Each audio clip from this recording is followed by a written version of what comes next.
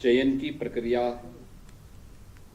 के परिणाम स्वरूप नियुक्ति पत्र वितरण के आज के इस कार्यक्रम में मंच पर उपस्थित प्रदेश सरकार में मेरे वरिष्ठ सहयोगी उप मुख्यमंत्री श्री ब्रजेश पाठक जी, खेल एवं युवा कल्याण विभाग के मंत्री श्री गिरीश चंद्र यादव जी, पुलिस महानिदेशक श्री विजय कुमार जी, अपर मुख्य सचिव खेल एवं युवा कल्याण श्री नवनीत सहगल जी, प्रमुख सचिव गृह श्री संजय प्रसाद जी, विशेष पुलिस महानिदेशक law and order Shri Prashant Kumar ji, अध्यक्ष उत्तर प्रदेश पुलिस भर्ती एवं प्रोन्नति बोर्ड श्रीमती रेणुका मिश्रा जी, अपर पुलिस महानिदेशक उत्तर प्रदेश पुलिस भर्ती एवं प्रोन्नति बोर्ड डॉक्टर आर.के. स्वर्णकार जी, और आज यहां पर उपस्थित सभी पुलिस और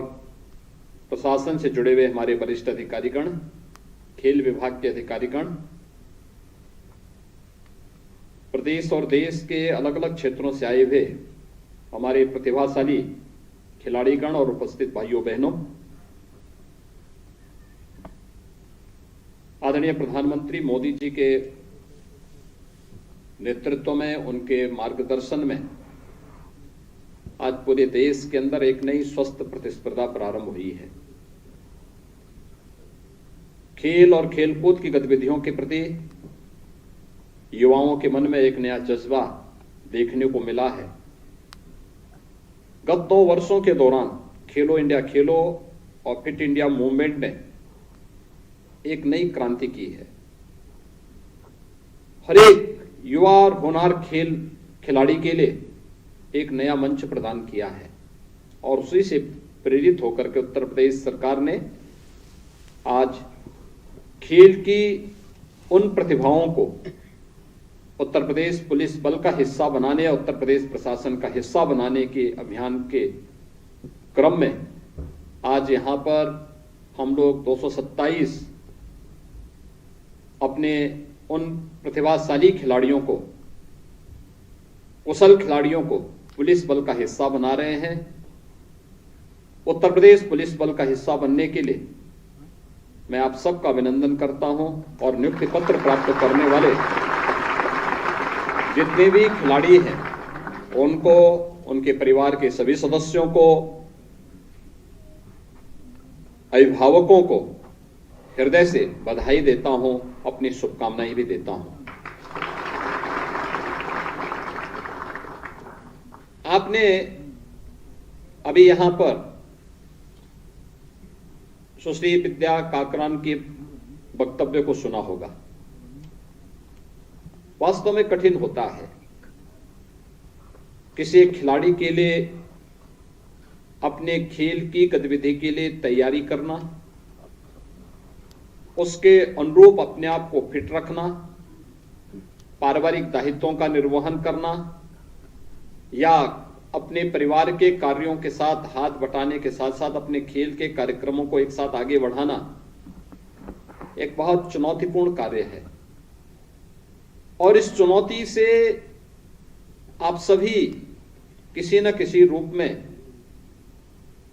जुड़े हुए हैं। एक खिलाड़ी अपने लिए, स्वयं के लिए नहीं खेलता, अलग विषय, वो एक माध्यम बनता है। लेकिन जब वह किसी प्रतिस्पर्धा में कोई स्थान प्राप्त करता है तो जिस गांव या जिस मोहल्ले का रहने वाला है उसका भी नाम उजागर होता है, जिस जनपद का रहने वाला है उस जनपद का भी नाम, प्रदेश का नाम और देश का नाम भी उसकी प्रतिभा के कारण देश और दुनिया की जवान पर आता है। यानी वह समाज के लिए खेलता है, अपने प्रदेश के लिए खेलता है, अपने देश के लिए खेलता है। और इसलिए इन सब की भी सहभागिता इनके साथ हो सके, इस दृष्टि से हम लोगों ने यहां पर कार्मिक विभाग के शासनादेश में संशोधन किया और नियुक्ति की प्रक्रिया को आसान बनाया, और मुझे प्रसन्नता है कि अब तक की उत्तर प्रदेश पुलिस बल की सबसे बड़ी नियुक्ति है जिसमें खिलाड़ियों को हम एक साथ नियुक्ति दे रहे हैं। इनमें 579 खिलाड़ियों का चयन हुआ है। अनुमान कर सकते हैं, इससे पहले कभी इतने खिलाड़ी एक साथ उत्तर प्रदेश पुलिस बल के हिस्सा बने हो, कभी नहीं हुआ। इससे पहले श्री ललित उपाध्याय को हमने डिप्टी एसपी के रूप में यहां पर नियुक्ति पत्र दिया और साथ ही साथ उनके साथ ही विजय यादव को भी नायब तहसीलदार के रूप में नियुक्ति पत्र देने का कार्य किया। ऐसे ही आज विद्या काकरान को भी यहां पर एक व्यवस्था के साथ जोड़ करके नायब तहसीलदार के रूप में उनके नियुक्ति पत्र की प्रक्रिया को भी पूरा किया गया। भाइयों बहनों, एक जो स्वस्थ माहौल आगे बढ़ा है, इस समाज को भी एक स्वस्थ प्रतिस्पर्धा के लिए तैयार करता है। कहते हैं ना कि जो समाज अपने अतीत के धरोहर को से गौरवान्वित नहीं होता और अपने वर्तमान के प्रति सजग रह करके उन्हें प्रोत्साहित नहीं करता है, उसका बहुत अच्छा भविष्य भी नहीं होता है। एक अच्छे भविष्य के लिए आवश्यक है कि हम अपने धरोहर पर भी गौरव की अनुभूति करें, लेकिन साथ साथ अपने वर्तमान को प्रोत्साहित करने के लिए उस प्रकार का उचित मंच भी उसे प्रदान करें। ये वर्तमान की परिस्थितियों को ध्यान में रख करके भविष्य के चुनौतियों से जूझने के लिए आज यहां पर ये नियुक्ति पत्र अपने प्रतिभाशाली खिलाड़ियों को प्रदान करने की प्रक्रिया को आगे बढ़ाया जा रहा है। और मुझे प्रसन्नता है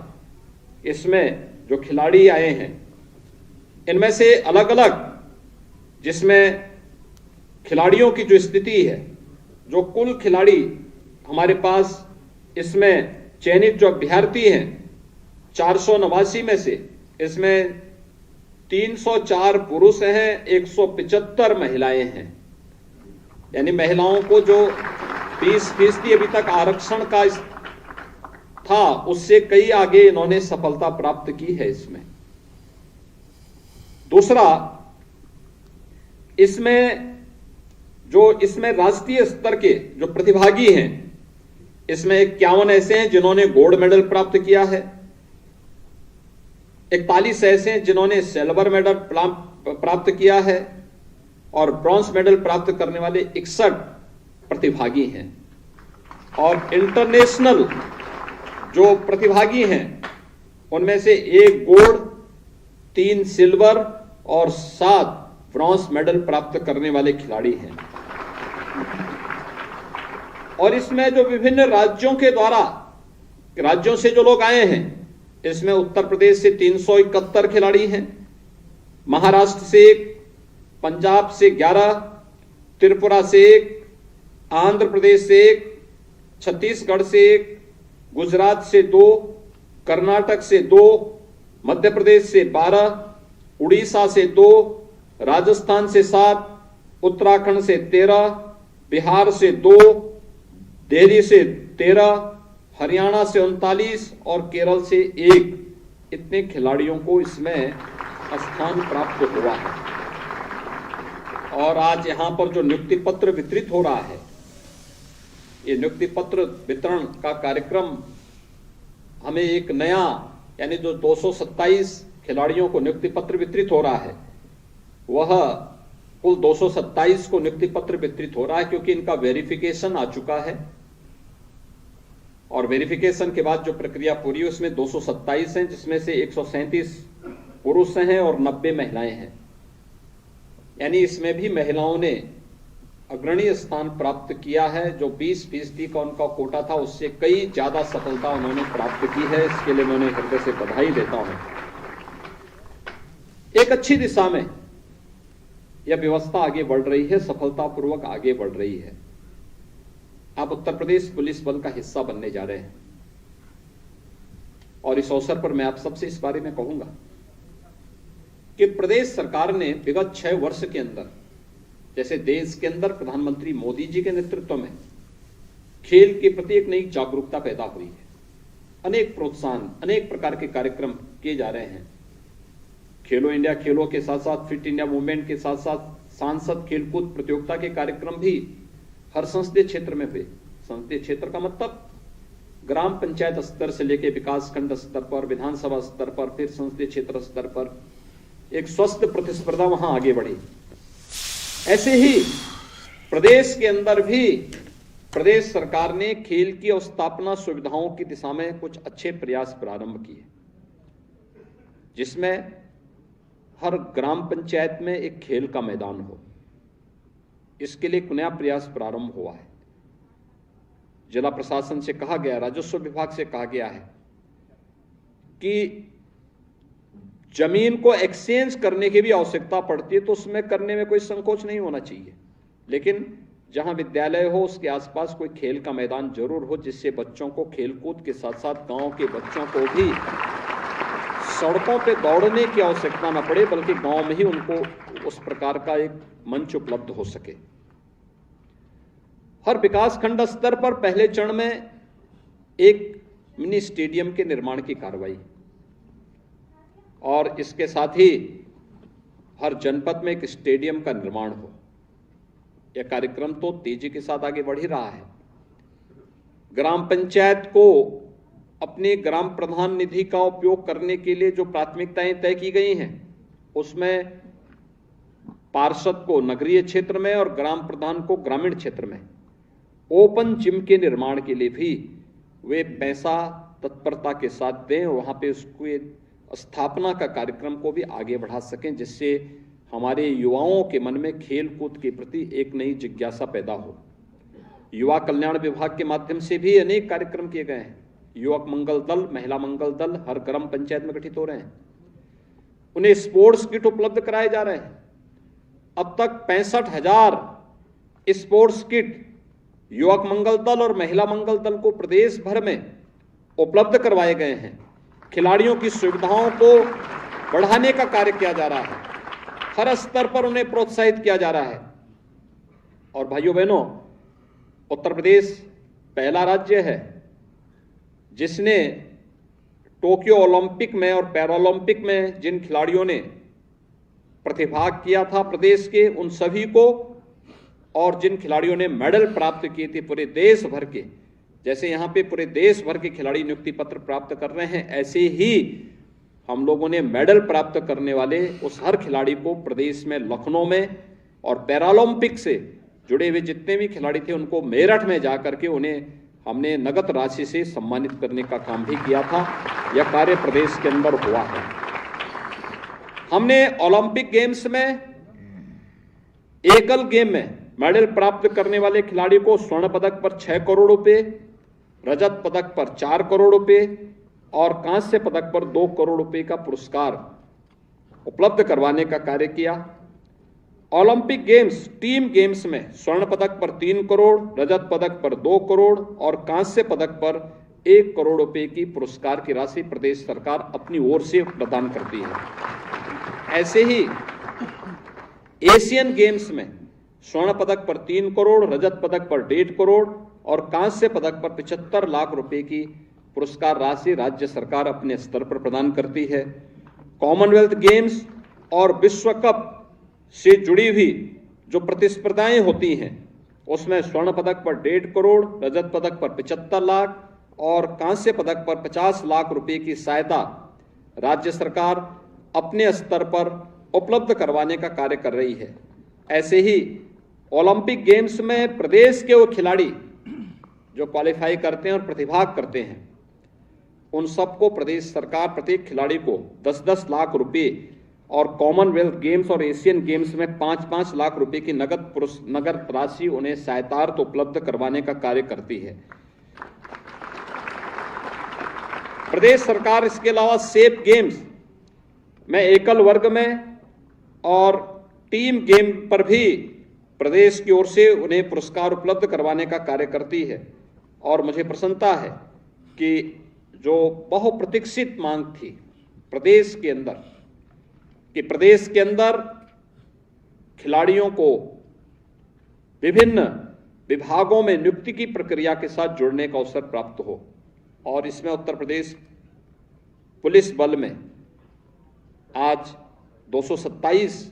खिलाड़ी इस पुलिस बल का हिस्सा बन रहे हैं। प्रशासन के अंदर भी अलग अलग स्तर पर हम उन खिलाड़ियों को अवसर दे रहे हैं और इसलिए मैं आप सबसे इस बारे में कहूंगा कि अपनी खेल कूद की गतिविधियों को आप लोग जारी रखें। अनुशासन के बगैर कोई सफलता कभी व्यक्ति प्राप्त नहीं कर सकता और उस अनुशासन को खेल हम किसी भी व्यक्ति को क्यों बोलते हैं, किसी भी युवा को क्यों बोलते हैं कि भाई खिलाड़ी से कुछ प्रेरणा लो।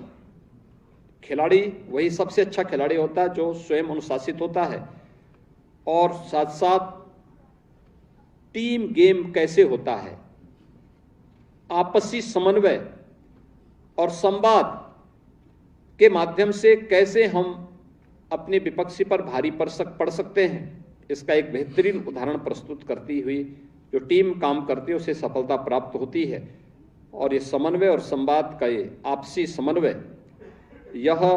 किसी भी टीम को हमेशा सफलता की एक नई ऊंचाई तक पहुंचाती है। और एक खिलाड़ी के अंदर का ये भाव, इसके लिए परिश्रम, इसके लिए मेहनत, और इसमें से बहुत सारे ऐसे खिलाड़ी होंगे, इसमें आज जैसे खेल विभाग ने किया है, जो रिटायर्ड खिलाड़ी हैं, एक उम्र के बाद स्वाभाविक रूप से खिलाड़ी उस स्थिति में नहीं होता कि वो खेल कूद की गतिविधियों में भाग ले सकता हो, लेकिन कोचेज का काम तो कर सकता है, कोच के रूप में काम कर सकता है। हम लोगों ने ऐसे भी 150 कोचेज को रखने की कार्रवाई प्रारंभ की है और उन्हें 1.5 लाख रुपए यहाँ पर मानदेय उपलब्ध करवाने की कार्रवाई हम उनको कर रहे हैं, जो छात्रावासों में जाकर के खिलाड़ियों को अलग अलग खेल में प्रशिक्षित कर सके। अभी आपके पास जो आप उत्तर प्रदेश पुलिस बल का हिस्सा बनने जा